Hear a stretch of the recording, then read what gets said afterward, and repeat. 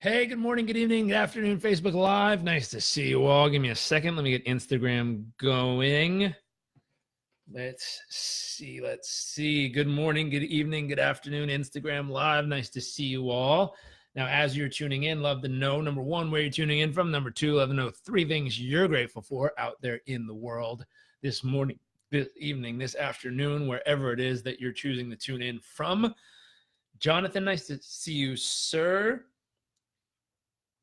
Let's see, lots of people tune in. Welcome. Nice to see you all. Hi. Today's topic is day number 38 of our 100-day personal performance and business growth challenge. And today's topic is going to give versus going to get. And this is really important in business. This is really important in any relationship around you.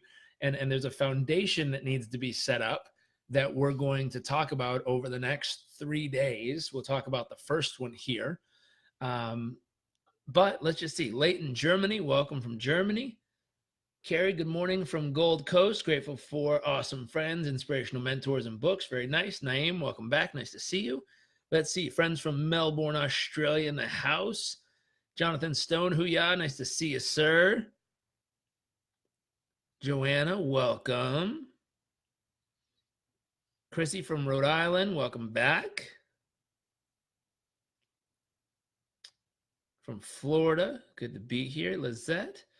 So we're going to jump in. Let's have a little chat here. When it comes to relationships, the majority of the time, let's see how well you know yourself. Let's say, do you generally go to relationships to give something, or do you generally go to relationships to get something? And so there's been a handful of people who've messaged me the last few days online, and I've been chatting with them, and they say, sir, what do I do if? And they've had these situations, and a lot of time it's been dating or, young people trying to date or do this or that. And so I always ask them, I say, okay, well, tell me the scenario. And they're like, well, I really like this person. Should I go tell them that I like them? And I said, well, let's just break this down and be really simple.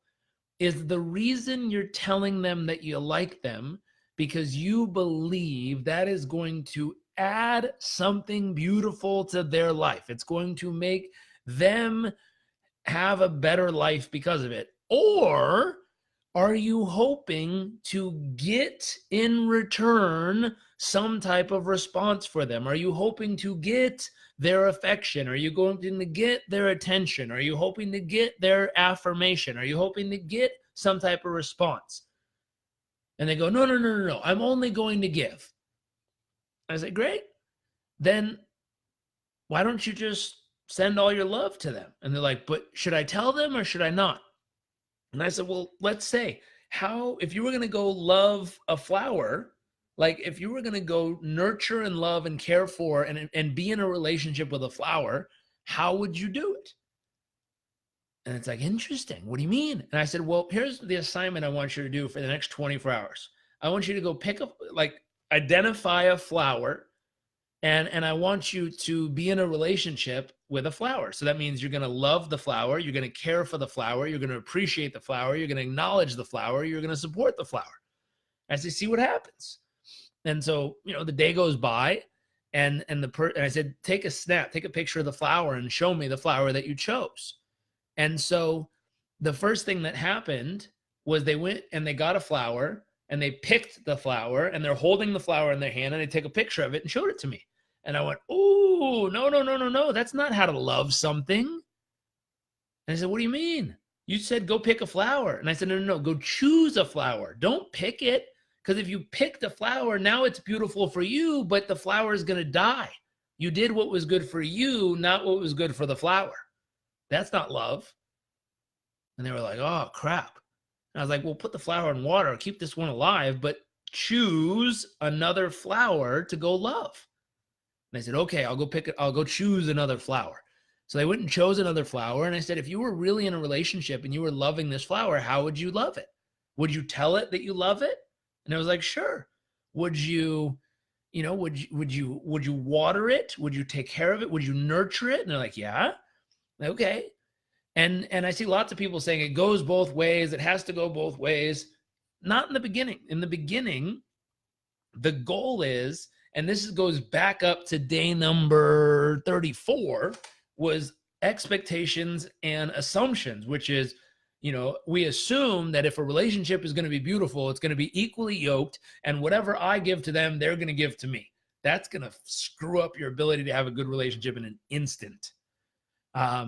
Eventually, yes, both people should be loving just as much. Both people should be caring just as much. Eventually, in the beginning, you got to lead with not expecting a dang thing in return and falling in love with the process, just like you would fall in love with taking care of a flower. Because here's the key.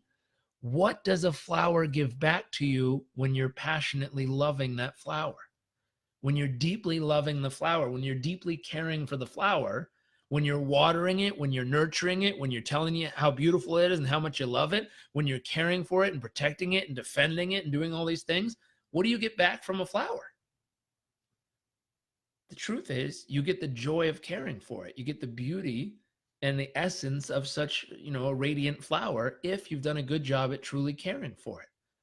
Most people screw this up because they're waiting for the flower to magically tell them, I love you back, to magically start watering you, to magically start doing something for you in your life.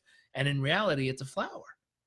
Your job is to love and care and nurture and protect and defend and really grow this beautiful flower. If you take relationships, business relationships, friendships, loving, intimate relationships, if you take this as a starting point, not the end point, but the starting point, and say, it's my responsibility. If I'm going to go love this human, I'm going to love them just like a flower. I don't want anything in return for them except for them radiating and glowing. Chrissy, yes, they become more beautiful. I want them to radiate because of how much love and attention and affection and kindness and joy I pour into them, as long as I'm doing it for them. I'm not doing it for me. Well, selfishly, you want to see a more beautiful version of them, but reality-wise, if you practice this way of loving, the relationship will form in a much different capacity. Now, does it always work out? No. There's some people who will take everything you give them and be like, and I'm out, and disappear with it. And you're like, oh, that sucked. But if you love the process of giving, if you love the process of caring, if you love the process of sharing, even if they leave and don't give you a damn thing in return, you still loved it because it gave you the ability to share and care and love and nurture and grow and defend and be a part of this thing. And so it's really basing, can you show up and just purely give? And can you fall in love with the process of giving? Can you, thrive in the process of giving and really be in a powerful place of just giving? Now, in order to give at that level, you need to have an abundance from within.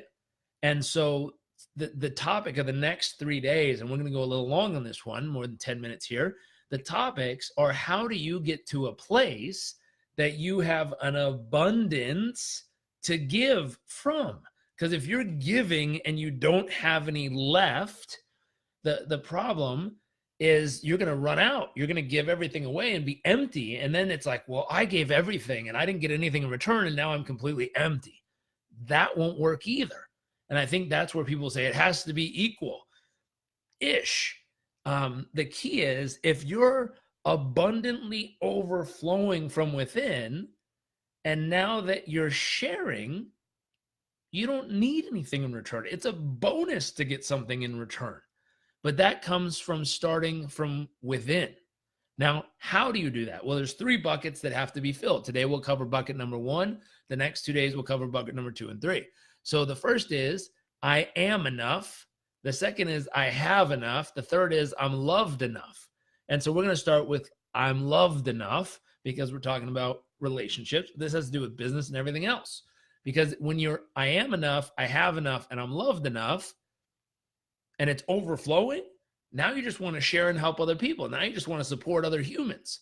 If you don't feel like you have enough, you don't feel like you are enough as a human, you don't feel like you're loved enough, you're constantly trying to get something from all the humans around you.